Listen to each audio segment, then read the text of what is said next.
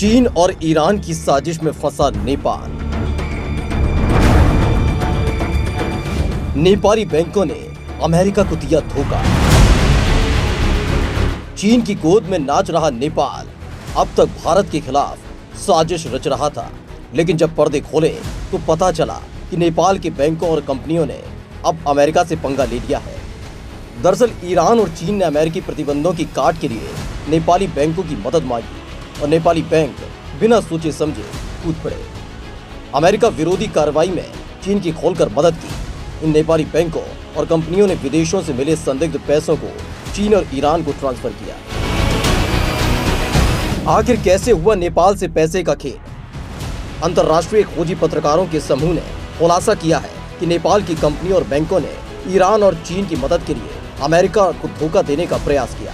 America ने Iran और चीन के खिलाफ कई व्यापार प्रतिबंध लगाए, जिसकी काट निकालने के लिए तेहरान और पेइचिंग ने नेपाल का इस्तेमाल किया। पत्रकारों ने इस रिपोर्ट को अमेरिका की वित्तीय लेन देन पर नजर रखने वाली संस्था के गोपनीय दस्तावेज के आधार पर तैयार किया है।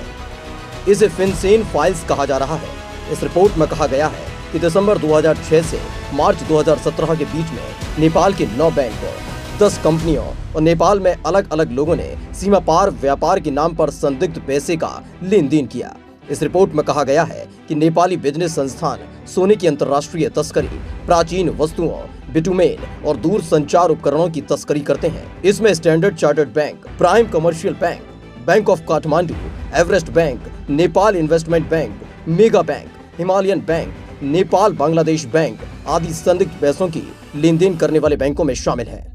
इस लिस्ट में नेपाल की 10 कंपनियां भी शामिल हैं, जिन्होंने या तो सीधे तौर पर संदिग्ध पैसा भेजा या उसे हासिल किया।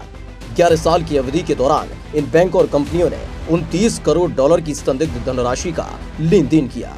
इन कंपनियों का मुख्य बिजनेस पेट्रोलियम प्रोडक्ट जैसे बिटुमेन, इंजन ऑयल और अन्य तेल शामिल है। इन कंपनियों का ऑफिस दुबई में था। नेपाल के रोनियार परिवार का क्या क्या है रोल? इस पूरे विवाद के केंद्र में नेपाल का रोनियार परिवार है। इसी ने पेट्रोलियम के आयात और निर्यात के नाम पर संदिग्ध पैसे का लेन देन किया। रोनियार की कंपनी ईरान से सामान खरीदती है, जबकि ईरान के खिलाफ अमेरिका ने प्रतिबंध लगाया हुआ है। मजेदार बात यह है कि ईरान से मंगाए गए सामान को कागज में दुबई से मंगाया गया सामान बताया जाता है। फिनसेन फाइल्स में बताया गया है कि इन कंपनियों में Rauniyar brothers and company, Shubh Samriddhi traders private limited, Shasta trading company, Seti Deva export import private limited, women's paper craft, Acme money transfer service और सनी इंटरप्राइजेस शामिल है, जो संदिग्ध सीमा पार लेन देन कर रही हैं। जांच से पता चला है कि चीन की सबसे बड़ी telecommunication service provider company ZTE ने अमेरिकी प्रतिबंधों से बचने के लिए कई साजिश रची। कंपनी ने दूर संचार के उपकरणों को अमेरिका से खरीदा और उसे ईरान को ZTE के उपकरण बताकर ईरान को बेच दिया। ZTE नेपाल में दूरसंचार उपकरणों का निर्यात करती है। नेपाली कंपनियों ने कथित तौर पर दुबई की कंपनी काइट इंटरनेशनल FZE से लेन देन किया, जिसका मुख्य कारोबार पेट्रोलियम उत्पादों का आयात निर्यात है। दुबई की इन संदिग्ध कंपनियों के जरिए राउनियर फैमिली ने कारोबार किया और नेपाल में पेट्रोलियम उत्पादों के नाम पर पैसे ट्रांसफर किए।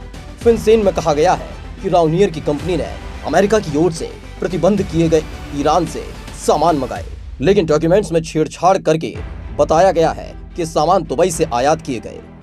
फिनसेन के मुताबिक चीन के सबसे बड़े telecommunication service provider ZTE corporation ने 213.3 मिलियन US डॉलर 17 मार्च 2011 से 1 मार्च 2017 के बीच नेपाल समेत दूसरे देशों में भेजे।